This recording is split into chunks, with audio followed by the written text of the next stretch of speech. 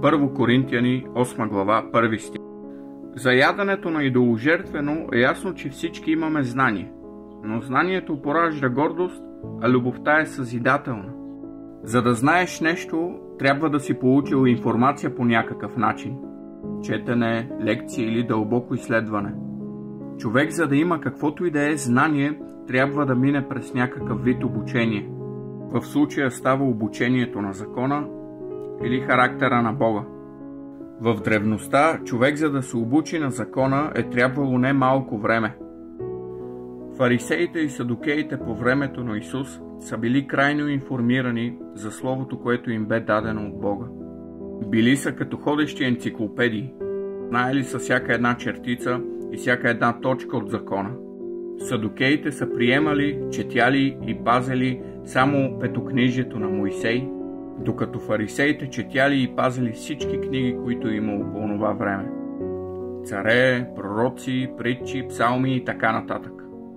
Въпреки че те са били знаятелите и представителите на Бога, и тези, които сами трябваше да привлекат вниманието на хората към Месията, т.е. Исус, и така да бъдат покорни на Бога, те правили точно обратното. Именно защото са си мислили, че много знаят. Как тогава не разпознаха Месията? Докато една друга група изпълни волята на Бога. Тези, които нямаха информацията на духовния елит по това време. Лука 10:21. В същия час Исус се зарадва духом и рече: прославям те, Отче, Господарю на небето и на земята, задето си открил това от мъдри и разумни, а си го открил на невръстни.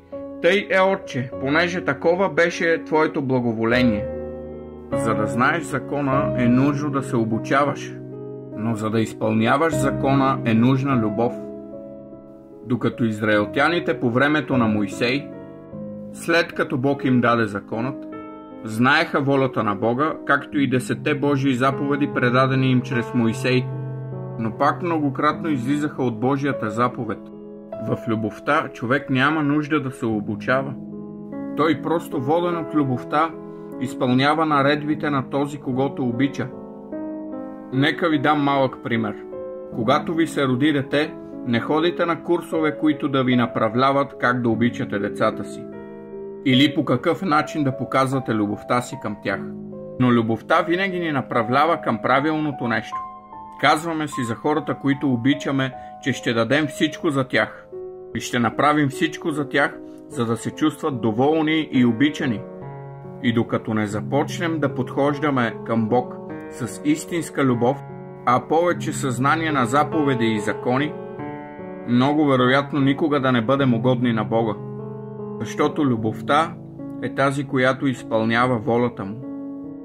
Имайте любов в себе си.